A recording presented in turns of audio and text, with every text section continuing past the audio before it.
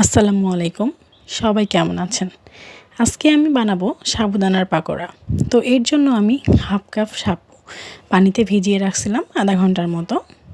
এরপরে একটা সেদ্ধ আলু আমি হাতের সাহায্যে ভেঙে নিচ্ছি।